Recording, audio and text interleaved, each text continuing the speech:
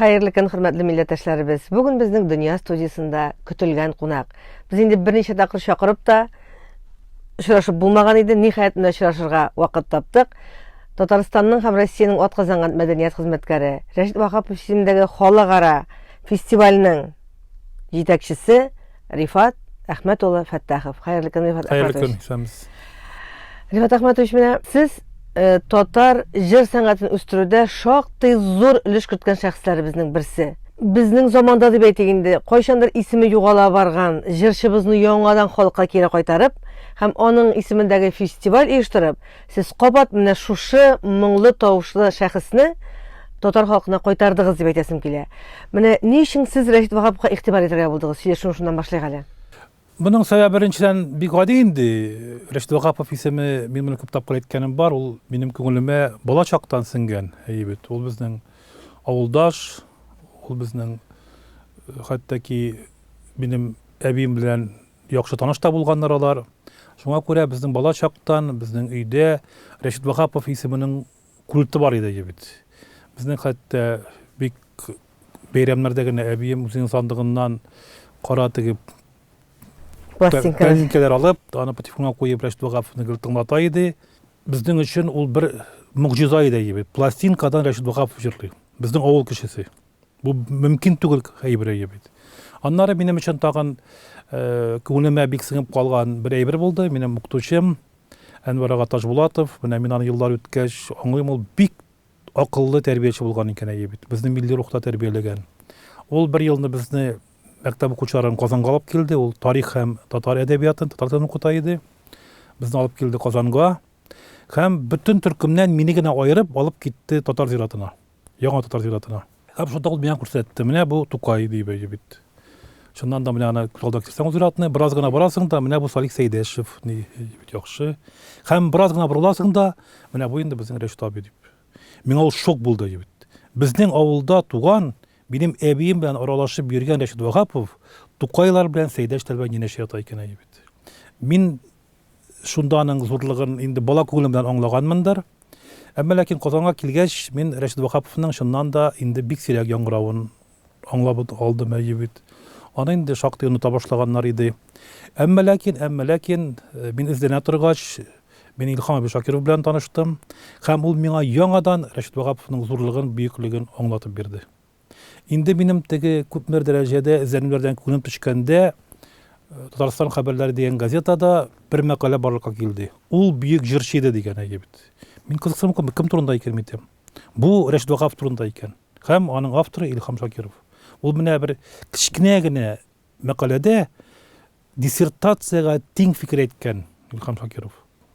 Һәм Илһам агага бик зур рәхмәт. Менә хәзердә без аны хөрмәтләп искалабыз, урыны җибакта булсын. Ул Рәшит Вахаповның исемен кайтару өчен бик күп көч куйды әйбет. Бик күп көч куйды.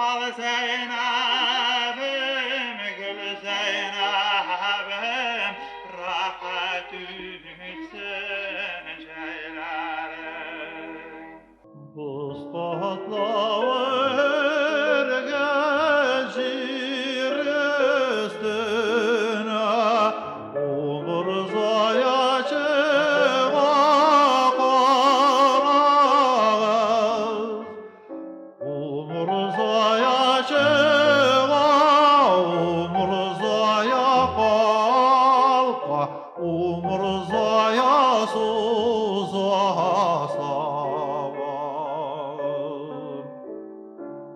Umurzoya çığa, umurzoya kalka, umurzoya suzasa. Рәшит Вахаповның 90 еллыгында аны без Камал театрында үткәрдек. Шунда Илһам абыйга филармония җитәкчесе, ул вакытта мин филармония җитәкчесенә бардым, ул миңа күрсәтте афишаның проектын, әйтә, менә хәзер Илһам абый күрсәтәм дә, Илһам абый ул вакытта сәнгать җитәкчесе иде. Шунда язганнар филармонияда проектта күренекле җырчы Рәшит Вахаповның 90 еллыгына багышланган иске алу кичәсе. Менә мин хәзер хәтерлим. Илһам абый чакырдылар, Илһам абый турында юк, булай түгел дип сызбатты. Күренекле дигән сүз сызбатты. Бу нәрсә дигән сүз икән инде бу. Юк, Рәшит Вахапов күренекле җырчы түгел. Без итеп калдык инде бит. Тотты Илһам абый язып куйды. Бүйек дип. Һәм менә афишада чыкты соңыннан. Аннары нинди иске алу кичәсе булсын ди, нинди иске алу кичәсе булсын ди. Рәшит Вахаповка иске алу кичәсе ул бик аз. Язып куйды кулы белән. Рәшит Вахаповның 90 еллыгына багышланган тантаналы кичә дип. Һәм менә Илһам абый шул кичәне шундый зур дәрәҗәдә үткәрүгә иреште бит. Бу үзегенә дә без инде Илһам абый турында сөйләбез дә бик табигый. Менә үзегенә дә Илһам абыйның шәхес буларак бөеклеген күрсәтә бит. Илһам абый үзенең илгәреләренә дә шундый игътибарлы иде бит. Һәм үзеннән соң килгәннәргә бик игътибарлы иде. Бу аның бөек җырчы гына түгел, бөек шәхес һәм бөек гражданин икәнен күрсәтә. Һәм менә шуннан соң мин 2004 елны без беренче тапкыр Рәшит Вахапов исемендәге фестиваль үткәрдек. Ул Карим Тинчурин театрында булды. Хәтерлим мин. Яхшы булды ул кичә бит. Һәм ул фестиваль кичәсе, анда бит без бары тик Рәшит Вахапов репертуарын тәкъдим иттек. Анда бик күп интеллигенция килде. Һәм ул бер үзенә күрә бер сенсация булды безнең татар мохитында.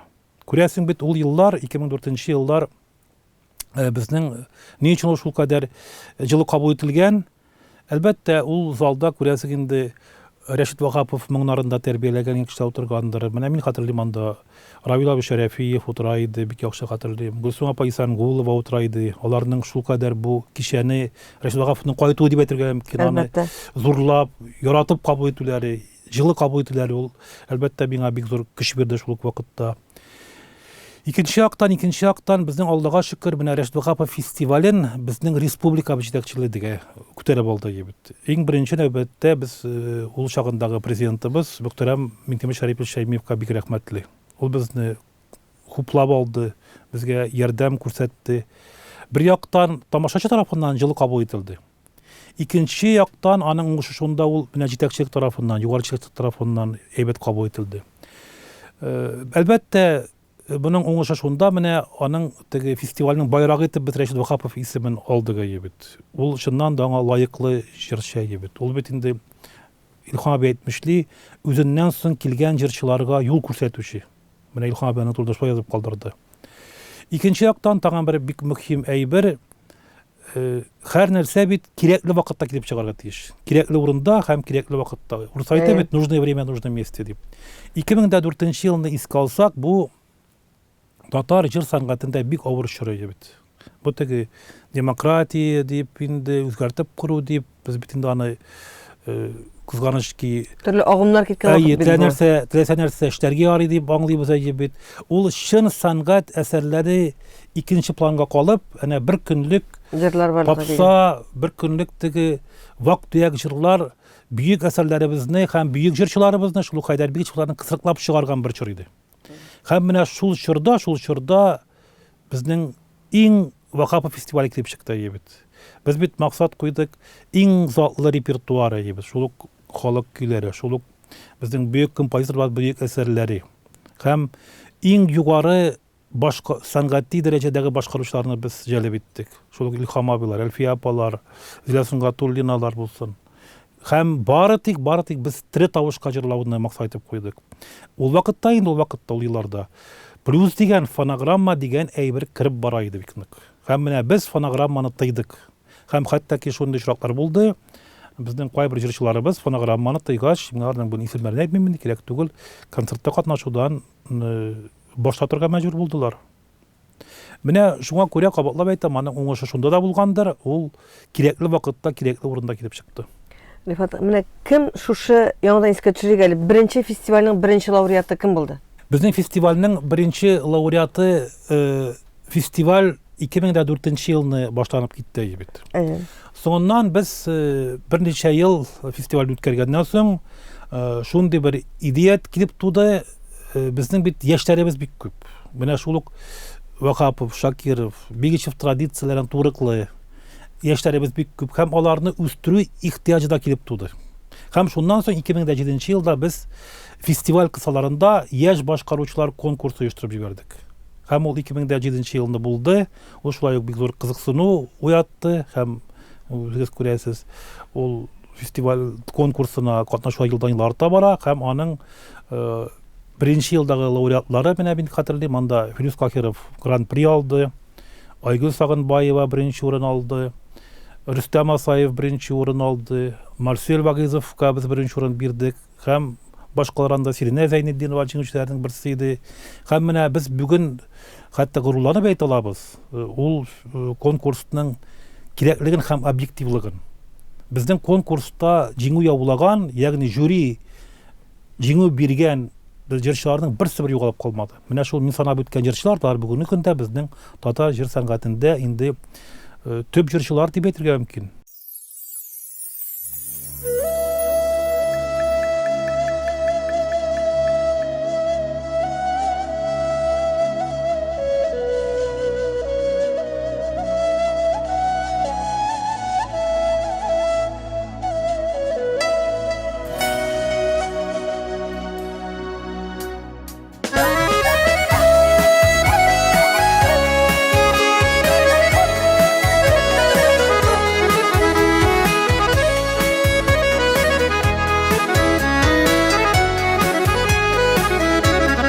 Yazlarda öttüler, közlerde jittiler, salqın şiirler esip bägrime öttüler.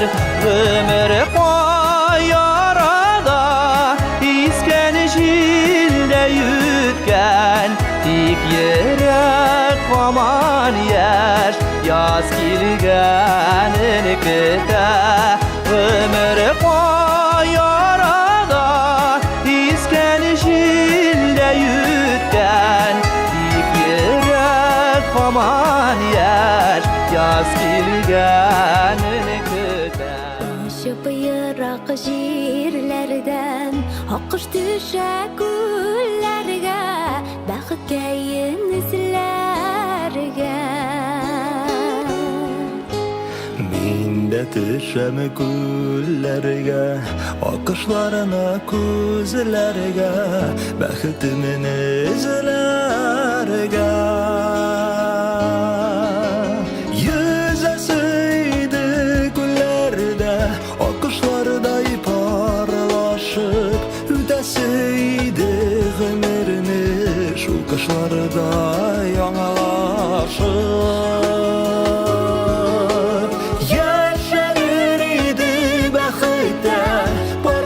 Bulsak eğer yüreklerdi büllerinden tutanlarga kader. Sanı doğaşlar kunap koyda soyrıy, sarmadı bu yıllarında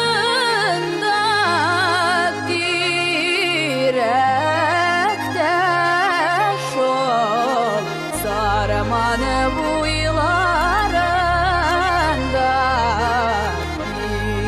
yürekte.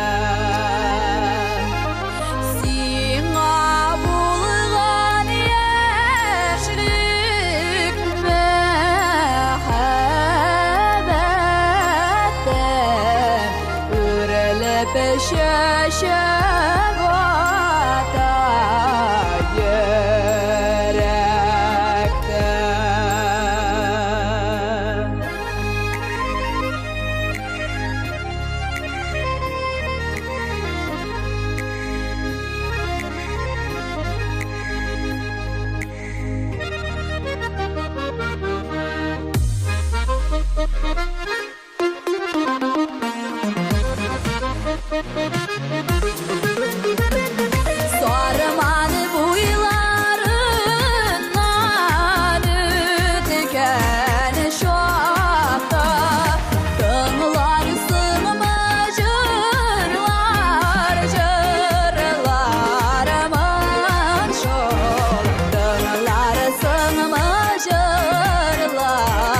yaralarımın Gözlerini tutup kararasın mı Senger dağdan yolum bulgarımın Rifat Ahmet, менә сезнең Вахап фестивалендә җиңеп чыккан җырчылар белән сезнең эшләү методикагыз ошый миңа. Менә сез җырчыны таптыгыз да калдырып китмисез. Сез аны үстерә беләсез, сез аны халыкка тәкъдим итә беләсез. Әлбәттә безнең җыр бәйгеләре шактый күп төрле юнәлештә эшлиләр. Ләкин менә бүген таптылар, беренче урынны бирделәр дә оныттылар. Ләкин Вахап фестиваль җиңүчеләре белән эшли белү методикасы да ул бит әле зур уңышка китерә торган әйбер. Шуңа күрә бит Рекламаны шәп эшлисез. Шуңа күрә без бит фестиваль фон безнең бит 2007 елдан без Рәшит Вахапов исемендәге татар мәдәнияте фонды оештырып җибәрдек. Һәм шул фонд каршында әнә шул яшьләрне саклап калу, үстерү максатында без продюсерлык үзәге төзеп җибәрдек. Әлбәттә, ул елларда әле продюсер дигән сүзне бездә татарда кабул итеп бетермиләр иде. Ул теге бер сүгенү сүзе буларак кабул ителә иде, мыскыл итү сүзе буларак кабул ителә иде. Ләкин хәзер инде әкрен генә продюсер сүзе кирә бара. Хәтта ки кирәк машракта да продюсер дип атыйлар үзләрен. Хәтта билет сатучылар да үзләрен без продюсер дип атыйлар. Билет сатучы әлбәттә продюсер түгел. Ул була алмый. Була алмый беренче. Менә шактый гына җырчыларга хәйр-фатиха биреп олы юлган чыгарган кешеләрнең берсесез. Монсы мәдәни юнәлештә эшли торган шәй бит. Сез бит әле аңынчы менә дигән журналист, менә дигән җитәкче кеше идегез. Республикабызның иң зур журналы Татарстан журналының баш мөхәррире булган кеше. Һәм сез эшләү юнәлешен үзгәрттегез. Журналистикадан менә шу продюсерлыкка кирип киттегез. Менә шушы эштән бу эшкә күчкәнгә үкенү юкмы? Юк, беринде үкенү юк. Мин хәтта элегрәк күчәргә кирәк дигән фикердә торам бит. Элегрәк күчәргә кирәк. Менә кирәкле вакытта кирәкле урынны ул вакытта сайлап булмаган. Сөйләп бетермәгән. Минем продюсер буларак эшчәнлегемдә журналистик тәҗрибәм бик нык ярдәм итте. Чөнки бит менә үзегез дә әйттегез, продюсерлыкның төп юнәлешләренең берсе ул пиар. Пиар, ул халыкка тарату, халыкка аңлату, халыкка таныту. Бу бит инде журналистика белән турыдан-туры бәйле. Һәм миңа бик нык ярдәм итте ул. Бик нык ярдәм итте. Менә бит әле фестиваль кысаларында сез башка төрле чаралар да оештырасыз. Менә яңа татар җыры. Менә нинди бәйге ул? Менә шул турыда сөйләп китегез әле. Менә соңгы елларда минем шактый теге тәҗрибә туплаганнан соң мин бер принцип үзем өчен булдырдым. Әгәр дә сиңа нәрсә ошамый икән, син аны әйт, тәнкыйть ит. Тәнкыйть итәсең икән, син ул проблеманы хәл итү юлларын күрсәт. Хәл итү юлларын күрсәтәсең икән, үзең эшләп күрсәт.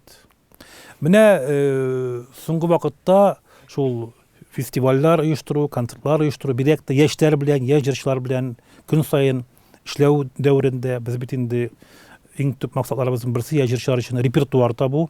Мин шундый бер фикергә килдем. Безнең татар эстрадасының иң зур проблемасы ул репертуар мәсьәләсе икән. Безнең затлы, сыйфатлы җырларыбыз бик аз. Йомшак итеп әйткәндә бик аз. Шуңа күрә, әнә без бик озак уйлаганнан соң яңа татар җыры конкурсы, бу яңа затлы, сыйфатлы җырларны табу өчен нинди бер чара кирәк дигән фикергә килдек. Авторлар белән эшләү өчен, авторлар белән. Һәм яңа татар җыры конкурсы игълан иттек. Аны безнең мәдәният министрлыгы да, хөкүмәтебез дә хуплап алдылар. Без узган ел аңа старт бирдек бит. Татарстан Республикасының Рәшит Вахапов исемендәге Татар мәдәнияте иҗтимагый фонды милли моңны саклап, татар җыры сәнгатендә яңа офыклар ачарга тели. Шул максаттан яңа татар җыры конкурсын игълан итә. Яңа татар җыры татар эстрадасына яңа сулыш кертү мөмкинлеге. Конкурсның максаты татар эстрадасын камилләштерү, татар җырчыларының репертуарын байыту, яңа заман авторларын таныту, киләчәк буыннарга сыйфатлы иҗади мирас калдыру. Бу иҗади юлда яшь чикләүдә, география чикләүдә юк. Конкурс Татарстан президенты һәм мәдәният министрлыгы ярдәме белән оештырыла. Гомуми приз фонды 1,3 миллион сум. Конкурста 2 номинация каралган: иң яхшы татар җыры һәм иң яхшы балалар җыры номинацияләре. Гаризалар 2020 елның 15 июленә хәтле кабул ителә. Иң яхшы дип табылган әсәрләрнең авторлары 2нче турга 2020 елның сентябрендә Казанда узачак тыңлауларга чакырылачак. Бу милли эстрадада яңа сүз, яңа тарих. Бу яңа татар җыры булачак. Шактый кызыксыну уятты ул бит. Безнең авторлар арасында біз күтілгеннен қарағанда да зорырақ қызықсыну оятты. Біз енді іштей башлаганда бір 60-70, бәлки 100 жыр келер деп ойлаған едік. Жамгысы келді біздің конкурсқа 347 жыр. Бу Татарстан içindегі жырларынан. Татарстан içindегі түгел. Біздің хикмәті шонда. Біз бит ул татар жырын Татарстан белән эшләйбез инде. Безнең шул 347 жырның 2%, Башкортстаннан. Ой, күп 2% Башкортстаннан. Башкортстаннан бик күп. Ну, беләсез, Башкортстан безнең татар мәдәниятенең бер чыганагы. Чишмә Себрәйе бит аны без рәхмәтле булып танырга тиеш бит. Башка төбәкләрдән, Мәскәүдән, Мәскәү өлкәсеннән, Самарадан, Астраханнан, хәтта чит илләрдән дә. Мәсәлән, Швециядән һәм Италиядән да. Гөлшә Зәйдин күрдем, аныкын. Италиядән Рафис Хөснетдинов дигән композиторыбыз, җырчыбыз берничә җырын җибәрде. Кабатлап әйтәм, безнең өчен бу бигрәк тә менә әйтәр бит, пандемия вакытында без эшсез калдык дип. Безнең киресенчә эш артты бит.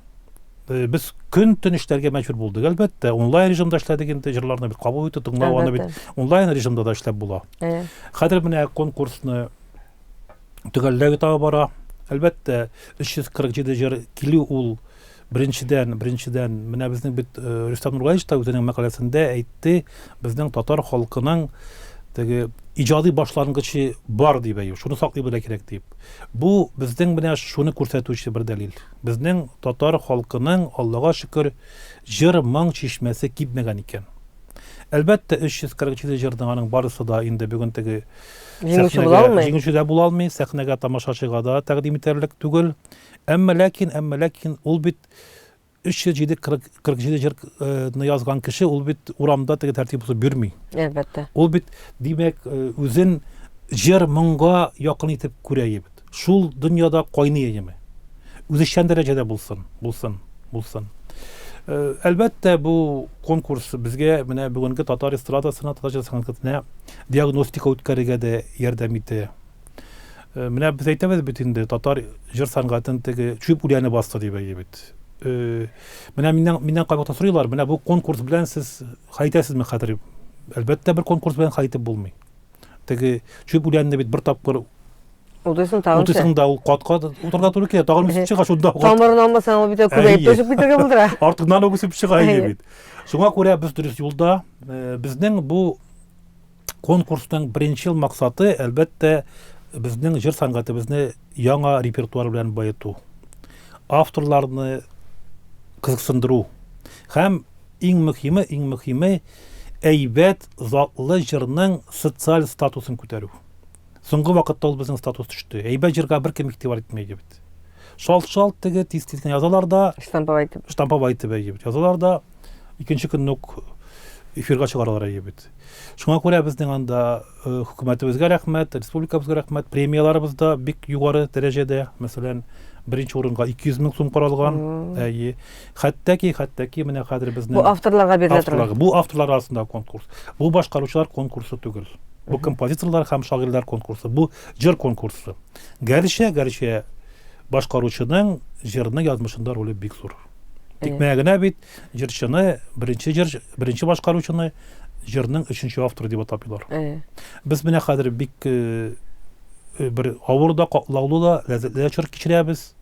Без ул җырларны инде полуфинал, ярым финалда үткәрдек. Гәрчә безнең элек каралмаган иде ул ярым финал үткәрү, чөнки бик күп җырны бит инде кат иләгә аша үткәрмичә мөмкин түгел. Һәм хәзер без менә финал тыңлауларында Алла бирсә 14-15 сентябрьдә Казанда 2 көн үткәрәбез. 21 ноябрьгә безнең инде Худай насыйп итсә гала-концерт каралган. Без дөрес юлда дип уйлыйм. Җыр сәнгатен бары тик яхшы гыз түгеп түгел бит. Бары тик яхшы әйберне күрсәтеп, шуңа игътибар итеп, шуны алгы планга күтәреп кенә үстерергә мөмкин. Рифат, җыр сәнгатеннән бераз гына читтә китеп, сезнең туган якка Актукка кайтып килик әле. Менә Instagram челтәре бит хәзер бөтен дөньяга халык әйтә: "Ой, мин сине шуннан күргән, ой, мин сине шуннан күргән идем." Бер кичмәсәң кая йөрдең? Бер кичмәсәң кая йөрдең диләр. Менә син язгансың: "Минем Актук авылы кебек матур авыл дөньяда башка юк" дигәнсең. Нәрсәсе белән үзенчәлекле синең авыл? Мин аны әйтә алмыйм. Андый авыл юк чөнки.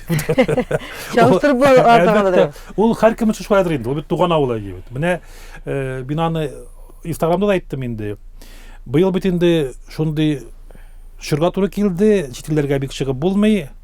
Гадәттә мин бер көн кайтып байдым авылга. Ну, мин чит илләргә йөрергә яратам, әйе бит, мин гомумән сәяхәтне бик яратам. Әмма ләкин быел Ходай үзе шулай туры китерде. Мин быел 7 көн туган авылымда курганмын икән янында. Соңгы 35-40 елда беренче тапкыр бу.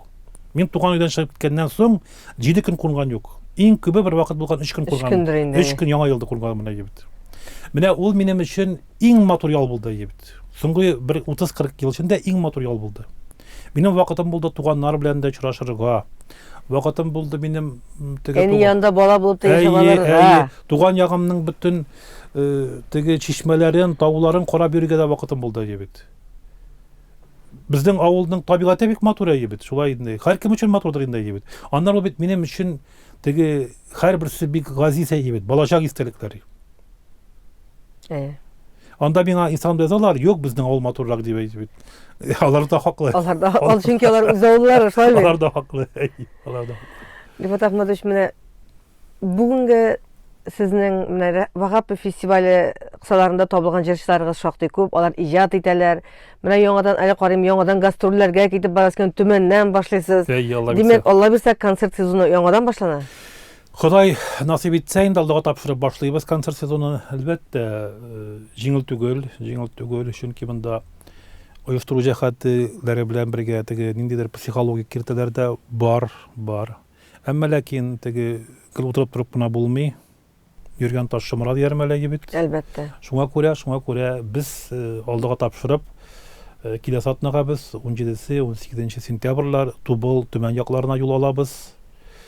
Булай сорау бар дип хәбәр килә әйе бит. Тамашачылар кызыксыну бар дип, аннары без Татарстан районнарына чыгабыз.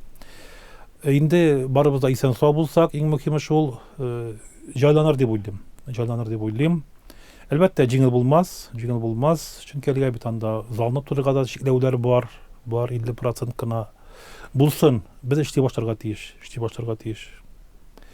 Исән сау булсак барыбыз да Ходай Тәгалә тагын шундый бәла каза китермәсен безгә.